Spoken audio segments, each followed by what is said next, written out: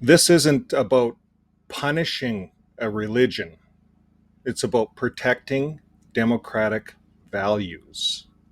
Sweden is now the second country after Norway to cut state aid to Jehovah's Witnesses because of their shunning and discrimination policies. So let's dig into this. To avoid JW for this, this is breaking news. Miss Usato put this article together for us all, so thank you to Miss Usato. So, Sweden denies state aid to Jehovah's Witnesses.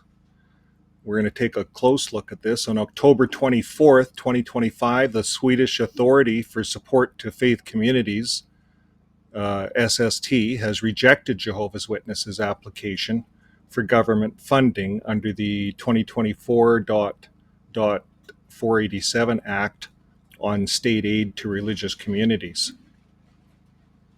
So if you want to read the official documents on this, we can, but you can. I'm going to give you a link to this, Miss Usato's article. You'll have the Avoid JW link, and you can just hit these links and you can see the government's decisions.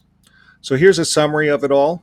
As of late 2025, 2 countries have formally denied or revoked Jehovah's Witnesses eligibility for state financial support under laws that tie funding to democratic or human rights criteria.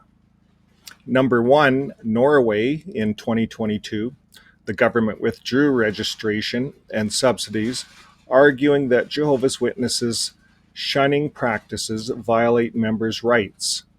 The Oslo District Court upheld the decision in 2024, but the Borgate Court of Appeal overturned it on the 14th of March of this year, 2025. Now, the state has appealed to Norway's Supreme Court, and the final outcome is pending, coming in February 2026. So, folks, if you haven't subscribed yet, this is a good time to, and we'll keep you updated on all of these upcoming cases.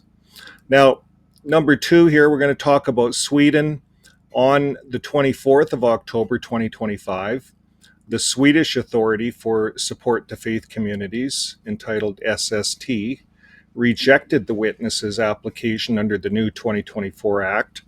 This is because the SST ruled that the group's membership and shunning policies breach democratic and non-discrimination standards. This decision is active. The witnesses may appeal to the administrative court in Stockholm. So this is where we're at. So Sweden's new law explicitly binds state aid to faith communities' alignment with defined democratic values, non-discrimination, internal governance, members' rights. Norway emphasizes equality under law and freedom of religion, but I didn't find as strong a routine of state aid eligibility checks based on internal practices of faith communities, at least not as clearly publicized. Now, it goes on to read here, also some sources indicate that the Sweden's stricter criteria, example, fundamental values of society tests, have been used to challenge or turn down applicants such as Jehovah's Witnesses, state funding of registered faith communities discussing democratic values in Sweden. Now, hang in there at the end of this article. I'm also going to do a short segment on other things they lose once they lose this charity religious status. There's a lot more than money at stake here. Now, why is Sweden doing this? Sweden's decision isn't just about one religious group. It's about defining what kind of values the state chooses to support with public money. And under the new act on state aid to faith communities, any religious community that wants government funding must not only meet formal requirements like size or structure, but also demonstrate that it aligns with Sweden's democratic principles. And what are they? Equality, non-discrimination, and respect for individual freedom. Now, the Swedish Authority for Support to Faith Communities, the SST, They found that Jehovah's Witness internal policies, particularly shunning former members and excluding people based on their choice of partner or sexual orientation, conflict with those principles.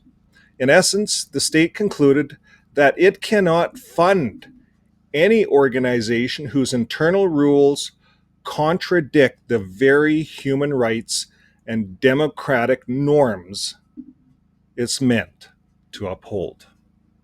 Now, this marks a policy shift for Sweden. The new law intentionally tightens oversight, moving beyond checking paperwork to evaluating how faith communities actually treat their members. SST's mandate now emphasizes that state support should reinforce, not undermine, the fundamental values of society. So, by denying state funding, Sweden is sending a signal. Religious freedom is protected, but public subsidies come with expectations of transparency, equality, and respect for personal autonomy. In other words, the state won't pay for practices it considers coercive or discriminatory, even when done in the name of religion. Now, the Swedish Authority for Support to Faith Communities rejected the application by Jehovah's Witnesses under the Act, and this is just some of the English versions below. The decision concludes, although the witnesses meet the formal criteria, such as the minimal amount of members, their organization does not fulfill the democratic requirements of the law, and especially those that relate to non-discrimination and respect for democratic values. So the background of the case, the Jehovah's Witnesses submitted their application on March 10th of 25, seeking eligibility for government support. The SST reviewed 45 applications in total that year. Of 32 were deemed eligible. The authority examined documents such as bylaws, annual reports, meeting minutes, and financial statements. And as part of its investigation, the SST also considered media reports, public statements, and materials from the organization's website. And during the review, the SST asked Jehovah's Witnesses for clarification on several issues, especially regarding membership policy, whether individuals could be excluded based on sexual orientation or relationship status. Now, the treatment of former members, particularly those who leave the community, potential social sanctions such as shunning and their effects on family, handling of child protection issues. Jehovah's Witnesses did not provide full responses to some of SST's questions, especially about exclusion due to the life partner choice or the treatment of members who leave the faith. Now, here's the reasons for rejection, folks. We're going to look at that. I think it's very important we cover this. Number one, a violation of democratic conditions. Number one. So the SST determined that Jehovah's Witness membership practices contradict the democratic criteria outlined in Section 5 of their 2024 Act, which states that aid cannot be granted to communities that use violence, coercion, or threats against individuals. And isn't that what disfellowshipping is? So, discriminate against individuals or groups in a way that violates the principle of equal values of all people. You know how elders are above women. That doesn't fly in Sweden. Women probably run the country. I don't know. Defend or promote such actions. Now, undermine democratic governance. The authority found that Jehovah's Witnesses exclude or refuse membership to individuals because of their choice of life partner, example, same-sex relationships, which violates anti-discrimination policies or principles. And they encourage social isolation, which is ostracism of members who leave the group, causing harmful psychological and social effects. So this form of undue pressure conflicts with the democratic and human rights standards required for the state funding. And number two, there's a lack of cooperation with SST's review. Jehovah's Witnesses did not answer several of SST's specific follow-up questions, and they did not comment on material or evidence that were presented for their response. And this refusal weakened their case and prevented SST from finding mitigating factors. So the legal references are all here in this article. The conclusion is that the SST found that Jehovah's Witnesses deny or exclude membership on discriminatory grounds, life partner choice. They exert undue social pressure on those who leave or disassociate, and therefore SST concluded that Jehovah's Witnesses do not meet the democratic criteria under the law and cannot receive state aid. And the decision was made by the director, Isaac Rachel, with the legal administrative staff, and so on and so forth. So there's additional links here from Jan Nielsen, Reddit posts, so on and so forth. So thanks again to Miss Usato for putting this great breakdown together. So now stay tuned. We're going to take a look at what this could cost Jehovah's Witnesses. Witnesses in Sweden. So number one, what state aid means in Sweden. When the Swedish Authority for Support to Faith Communities, the SST, grants state aid, it's not just direct cash. It includes a package of privileges, annual monetary support, access to government funding, training, translation, and administrative programs, eligibility for property tax exemptions for worship buildings, easier recognition for ministers, marriages, and social work funding, and access to the VAT relief and simplified reporting. So when Sweden denies or revokes recognition, all those benefits are suspended. Now let's talk about property tax implication. Jehovah's Witnesses kingdom halls in Sweden have historically enjoyed property tax exemptions under the same framework that recognizes them as an official faith community. By losing SST approval, those exemptions can now be challenged or withdrawn, and that means local municipalities may start taxing their kingdom halls as ordinary private properties. And the organization will likely have to file new property tax declarations without religious exemptions, and they could also lose discounted utility rates that are sometimes available to recognized religious properties. And it won't happen instantly, but as of this decision, the legal grounds for those tax breaks are gone. Number three, donations and contributions. Private donations to Jehovah's Witnesses are still legal. Anyone can give money. However, the tax deductibility of those donations changes. Only donations to a recognized faith communities qualify for Swedish income tax deduction under the Chapter 62 of the Income Tax Act. And since JW's recognition is now denied, donations will no longer be tax deductible for Swedish members. In other words, witnesses can still donate, but they cannot write it off on their taxes any longer. And number four, future tax exposure.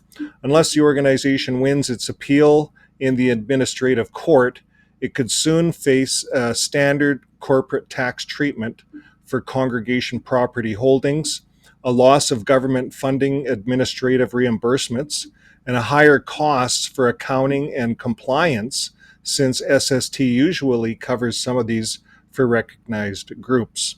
So while it's not a fine, it's effectively a multi-layered financial hit. Potentially hundreds of thousands of SEK, that's the Swedish dollars, yearly, once you combine loss of funding, tax benefits, and donor deductions.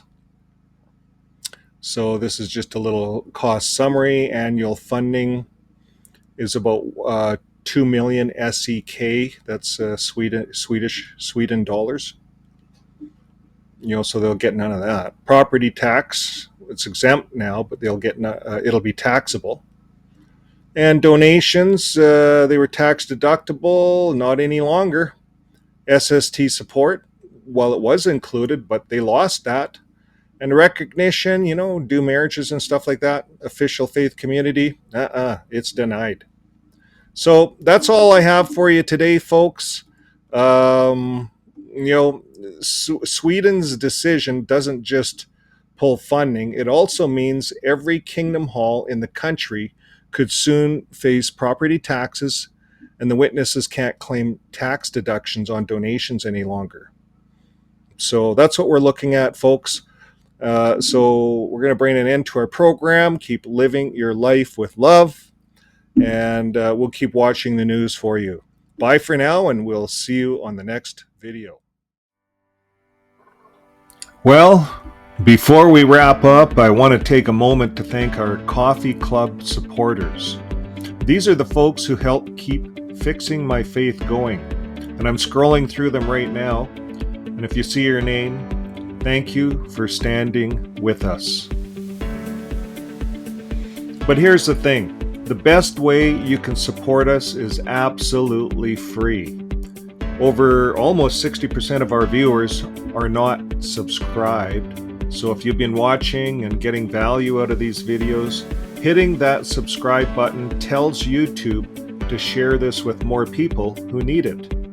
So subscribe, like, and share.